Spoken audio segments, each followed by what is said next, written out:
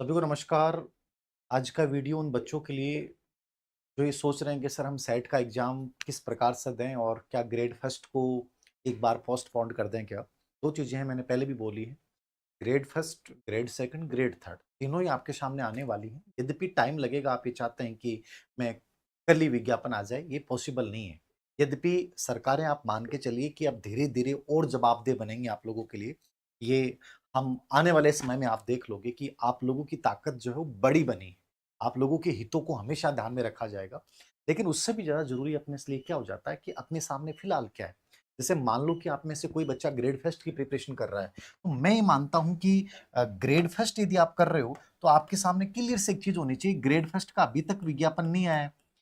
मान के चलेंगे अपन 2027 में विज्ञापन अपने सामने आएगा, 27 के एंड तक प्रोसेस पूरी होती है। अभी आपके सामने क्या है? यदि आप आरपीएस इसको लेक्चर की कर रहे हो, तो आपके सामने सबसे इंपॉर्टेंट क्या है? सेट का एग्जाम। सेट क्यों है? सेट देने से क्या फायदा होगा, क्या नुकसान होगा, उसमें मत जाइए। आप ये सोचते हैं कि सेट होने से मेरी नौकरी लग जाएगी, नहीं लगेगी। लेकिन ये कॉन्फिडेंस बिल्ड करेगा आपका। आपको मेंटली तैयार करेगा, एक जवाब बनेगा आपका उन लोगों के पास कि तेरे पास क्या है? मेरे पास सेट है, कम से कम मैं असिस्टेंट प्रोफेसर के लिए पात्र हूँ। अब आपके दिमाग में आएगा, सर असिस्टेंट प्रोफेसर की भर्ती आएगी कि नहीं आएगी? देखो, ये कोई नहीं जानता है। कब क्या हो जाए कोई नहीं समझता है। हो सकता है बहुत अच्छी वैकेंसी आए, हो सकता है कुछ भी नहीं आए। तो इन चीज़ों के ऊपर पहले से अपनी राय मत बनाओ कि सर वैकेंसी आएगी कि नहीं आएगी। एपी की वैकेंसी आएँगी, कम आएँगी। हो सकता है कि राजशेष वाला कॉन्सेप्ट ही खत्म हो जाए तो बहुत सी वैकेंसी आएँगी। आप तो इस तरीके से दो कि मुझे सेट क्लियर करना है। और सेट क्रैक करने का मतलब ये है कि आपका स्कूल लेक्चर का सब्जेक्ट जो है आपका वो तैयार हो गया। आपको नुकसान नहीं हुआ है। आपका ग्रेड फर्स्ट का टीचिंग एप्टीट्यूड वाला पार्ट हो गया, मैथ, रीजनिंग आपकी तैयार हो गई। मतलब आपका एक बेस बन गया है। तो सेट और नेट, इसलिए मेरे अकॉर्डिंग हर ग्रेड फर्स्ट का जो बच्चा है, जो एलिजिबल है, उसको सेट नेट जरूर देनी चाहिए। अब आपके सामने 3-4 दिन से बहुत कमेंट आ रहे हैं कि सर सेट के लिए हम क्या पढ़ें? बहुत सिंपल है।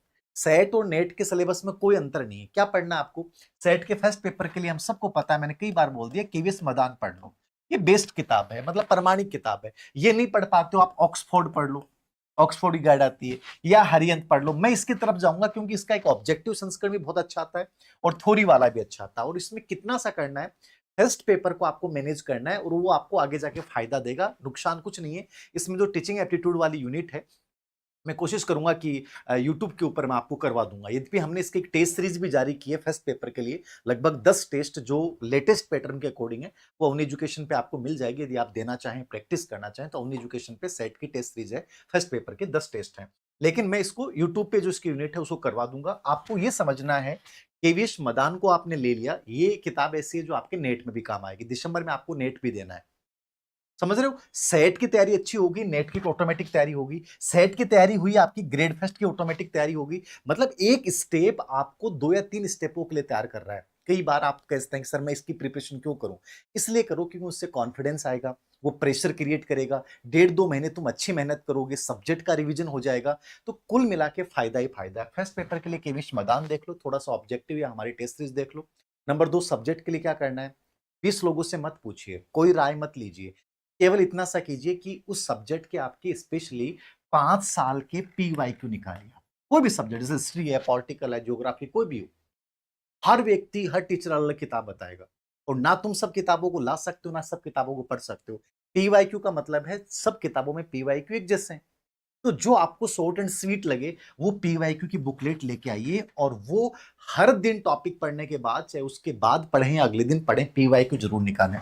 नंबर 2, उस सब्जेक्ट की जो भी टेक्स्ट किताब है, क्योंकि आने वाला टाइम, ये तो भूल जाओ कि आप एक प्रॉपर एक गाइड लेके आ गए और चलो नेट सेट तो हो जाएगी, लेकिन इसको लेक्चर नहीं होगी, पेपर गहराई से आने वाला है, यूपीएससी पैटर्न को फॉलो कर रहा है। तो कम से कम उस सब्जेक्ट की हर पार्ट की जो भी 2 या 3 अच्छी टेक्स्ट किताबें हैं, जो स्पेशली कंपटीशन एग्जाम को ध्यान में रख के लिखी गई हैं, उन किताबों को आप लेके आइए, या अपने यूनिवर्सिटी या कॉलेज लेवल पे जो बुक्स चलती हैं उनको लेके और उनसे प्रैक्टिस कीजिए। और इस रूप में कीजिए कि मुझे इस कंपटीशन को देना है, बिना किसी अपेक्षा के कि मेरा होगा कि नहीं होगा। क्योंकि अपेक्षाएं पालोगे नहीं होता, बहुत दर्द होता है।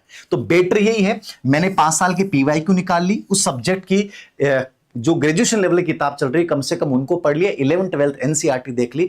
इसके साथ आपका सेट तो हो जाएगा, आपको बोल रहा हूं। हो सकता है नेट भी हो जाएगा। बेसिक आपका तैयार हो गया, लगभग स्कूल लेक्चर का एक बड़ा पार्ट, 70-80% पार्ट तैयार हो गया।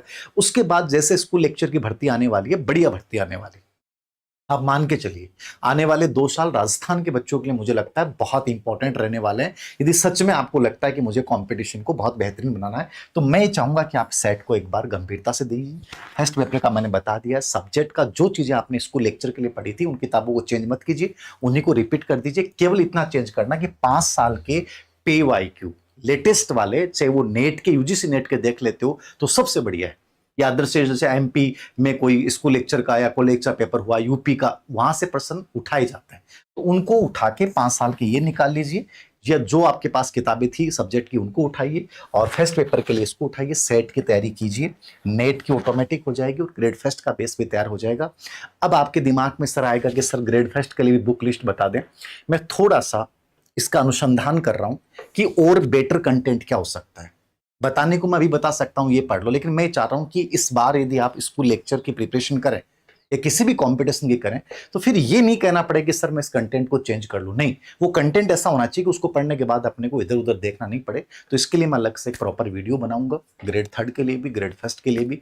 फिलहाल ये केवल सेट को, स्कूल लेक्चर वाले बच्चों को क्यों, कैसे सीरियस लेना चाहिए, इसको लेकर मैंने एक राय दी है। उम्मीद करता हूं कि आप इसको सीरियसली लेंगे और इसको अच्छे से करके जाएंगे। इसका फायदा आपको अभी खुद देखने को मिलेगा। ठीक है, थैंक यू, धन्यवाद।